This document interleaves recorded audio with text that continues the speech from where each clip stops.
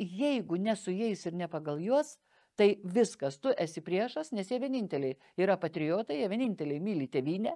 Na, tiesą pasakius, besibaigiantis 4 konservatorių valdymo metai nekartą parodė ir to įsitikino visi, kad jie yra be galo arogantiški, kad jie iš tikrųjų kažkaip paniekinimai ir šaukštų žiūri į Lietuvos žmonės. Pasižiūrėkite, kai ištikdavo bet kokią krizę konservatorius, tai Gabrielius Landsbergis arba jis atostogauja, arba iš viso kažkur dingęs, kažkur pasislėpęs ir neva jis nieko nenori paaiškinti Lietuvos žmonėm.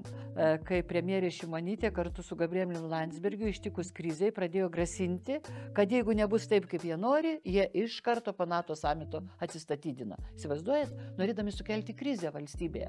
Kitaip sakant, jeigu ne su jais ir ne pagal juos, tai viskas, tu esi priešas, nes jie vieninteliai yra patriotai, jie vieninteliai myli tėvynę ir jie vieninteliai tik supranta, kaip reikia elgtis. Pasižiūrėkit, visus 4 metus buvo nuolatinis kivirčas su šalies prezidentu. Nuolat ėjo į kivirčus, nuolat niekino visus kitus oponentus.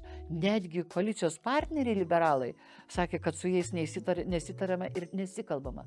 Todėl tokios valdžios Lietuvos žmonėms tikrai nereikia. Ir mes, socialdemokratai, tikrai iš viso širdies pažadu, kad tarsimės, kalbėsimės, įsiklausysim ir tikrai išgirsim ir suvoksim, nes tą pačią tiesą, kuri gal ne visada yra patogi, bet svarbiausia ieškoti sprendimų kartu, nes valstybėje, kuri veikia, turi būti girdimas kiekvienas žmogus.